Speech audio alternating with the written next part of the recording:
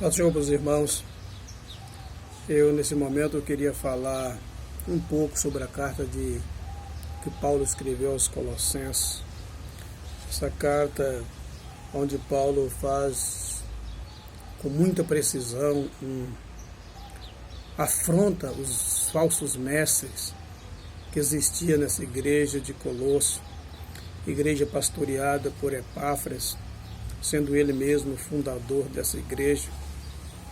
Eu acredito que o fato de causar tanta heresia nessa igreja foi justamente a ausência apostólica, pelo fato de não ser uma igreja aberta pelo apóstolo, pelo algum apóstolo. Certo é que Epáfras se encontrou numa situação muito difícil e fez necessário ele viajar até Roma, ao encontro de Paulo, que estava preso.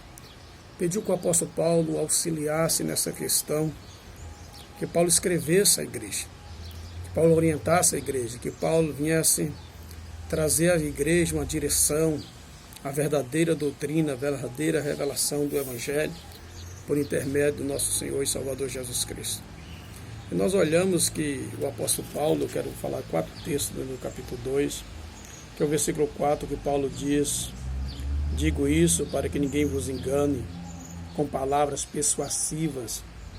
No versículo 8, Paulo diz: tende cuidado para que ninguém vos faça presa sua por meio de filosofias vãs, sutileza, segundo a tradição de homens, segundo o rudimento do mundo, e não segundo a Cristo. Olha que perigo. Versículo 16, que ninguém vos julgue pelo comer ou beber, por coisas dos dias de festa, ou de lua nova, ou de sábado. Versículo 18, que ninguém vos domine seu bel prazer, com pretexto de humildade, culto aos anjos, se envolvendo em coisas que não viu, estando em vão, inchado na sua carnal compreensão. O que realmente estava acontecendo em Colossenses? Em Colossenses havia um grupo de judeus que tinha crido no cristianismo, mas não tinha largado as tradições do judaísmo. Então eles creram em Cristo, mas era necessário passar pela circuncisão, precisava guardar sábado, precisava guardar os dias de festa, precisava fazer todos os rituais judaicos, que isso cooperava, só seria salvo se seguisse esses padrões. Além disso, além dessa aberração, ainda existia os seguidores de Platão, que creram no Evangelho, creram em Cristo, mas defendiam as filosofias platonistas. Que Platão ele dizia que o universo foi dividido em 2 partes, uma parte superior e uma parte inferior. No andar de cima estava Deus, tudo que era espiritual, tudo que era perfeito, divino estava no andar de cima. Mas no andar de baixo estava a imperfeição. Embaixo de baixo estava tudo que era físico e tudo era mal, nada prestava. E aí eles criavam uma ideia, diz eles que teve uma revelação que unia-se, que comunicava, tinha como comunicar entre essa imperfeição com aquilo que era perfeito. E dentro dessa visão secreta que não foi revelada aos apóstolos, somente a eles, eles usam essa expressão que Paulo usa e é de difícil compreensão, mas muitos anos depois os estudiosos chegaram a um entendimento que Paulo fala isso, desses rudimentos do mundo, isso fala de anjos, corpos celestes aí, que eles criam, que faziam mediação entre o perfeito e o imperfeito. Então eles acreditavam nisso, e isso chamava plenitude. Entre essa plenitude estavam os anjos que faziam esse intermediário, que intermediava entre Deus e os homens. Mas além disso, eles acreditavam que o corpo, a carne era mal, não cria na ressurreição. Porque acreditavam eles que Deus, por ser Espírito e Santo, não tinha interesse nenhum em ressuscitar um corpo mau. Então eles não criam na ressurreição. Segundo eles, a alma estava presa nesse corpo e ela precisava se libertar. Para isso, eles criaram um monte de coisas, não podia comer carne, tinha de mutilar o corpo, privava-se o corpo daquelas coisas necessárias para a vida. E era uma coisa absurda o que existia na igreja de Colosso. Mas o apóstolo Paulo vem trazendo uma resposta a esse secretismo espiritual, esse miticismo, essa coisa oculta que ele chega a dizer no versículo 18, que não viu. Tem coisas, irmãos, que não haja discernimento, que não tem compreensão. É barulho sem discernimento. Paulo chama isso de... Paulo estava dizendo que se envolve nessas coisas que não se viu. O que não se viu? É aquilo que não está escrito nas Escrituras. Não tem a revelação na Bíblia. É aquilo que é o ocultismo. Você entendeu? Que não tem discernimento, não tem como discernir. Não sabe qual a fonte. Não sabe qual ano que se originou. Isso é muito perigoso nos dias atuais das nossas igrejas. Mas Paulo, eu não tenho muito tempo, que é um vídeo, que aqui é coisa que pode falar muito tempo, mas Paulo traz uma resposta para esse povo. No versículo 10 ele diz o seguinte, olha, no versículo 9 Paulo diz, porque nele, em Jesus, habita corporalmente toda a plenitude da divindade. Ou seja, qual é a resposta que Paulo está dando isso? As filosofias dos platonistas, que dizia que o corpo era mau, que era impossível Deus tornar homem, que era impossível o que é divino entrar no físico. Agora o que Paulo traz? Paulo diz que Deus, que ele disse, olha, observa o que ele disse no versículo 9, porque nele habita, corporalmente, no corpo de Jesus habita, toda a plenitude da divindade. Paulo arrebenta com essa filosofia platonista. Ele diz que Jesus é o Deus homem. Ele não diz que habitou no corpo, ele diz que habita.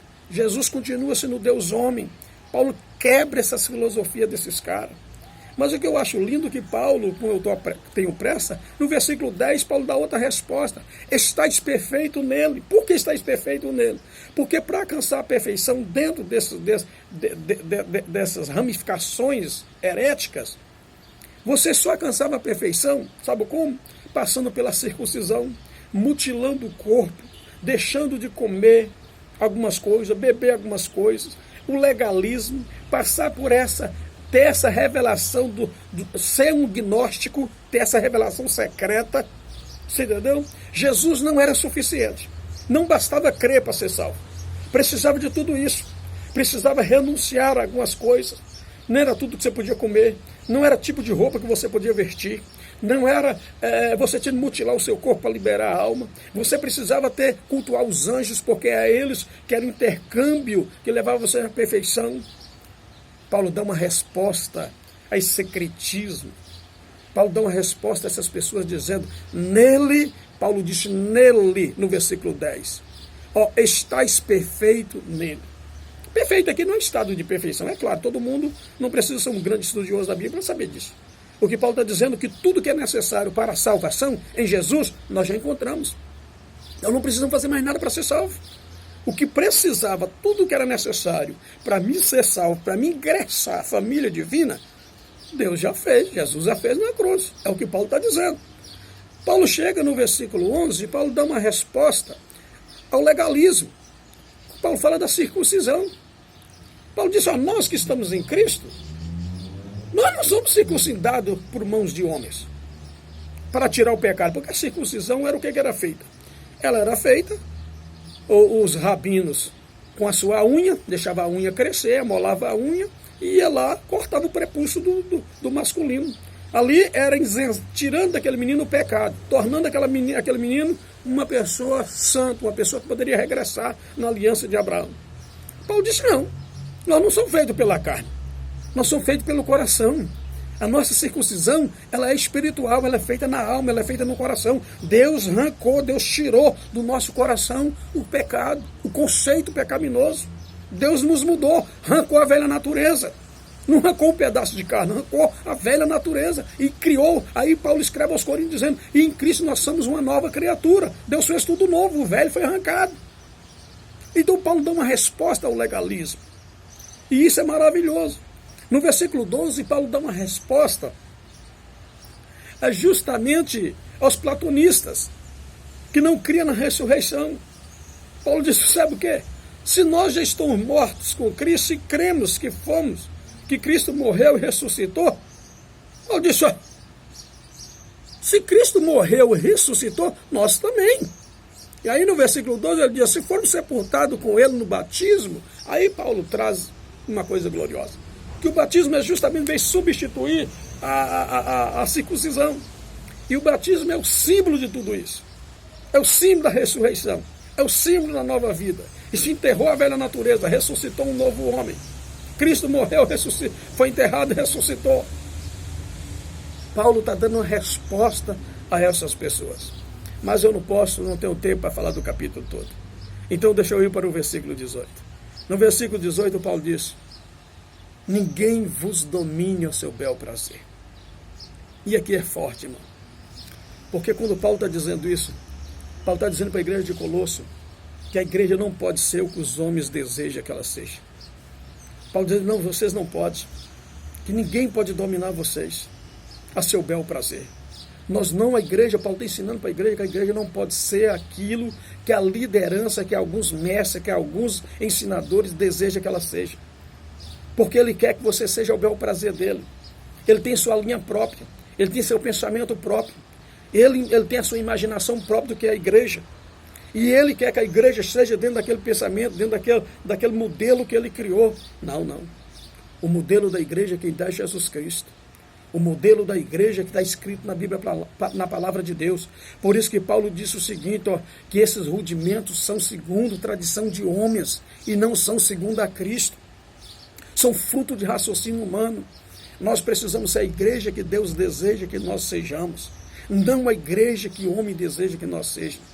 A igreja de Jesus Cristo ela é liderada não por domínio, mas por exemplo, diz Pedro no capítulo 5. Se um homem deseja que eu submeto a sua liderança, se um homem quer que eu submeto aos seus ensinos, que os ensinos deles seja baseado nas Escrituras, que a sua autoridade ela seja submissa à autoridade do senhorio de Cristo, que a vida dele seja uma vida de exemplo moldado pelo Evangelho, não para mim ser o que ele quer que eu seja, porque nós temos a Bíblia Sagrada e ela é o modelo. Ela é a regra da nossa fé.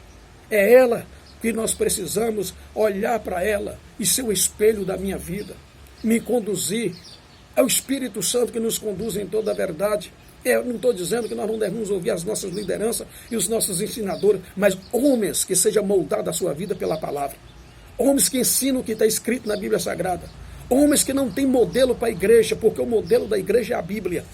Homens que não criam na sua mente carnal uma imaginação do que é uma igreja espiritual, que ninguém mede a espiritualidade da igreja a não ser o próprio Espírito Santo. Então nós precisamos tomar muito cuidado.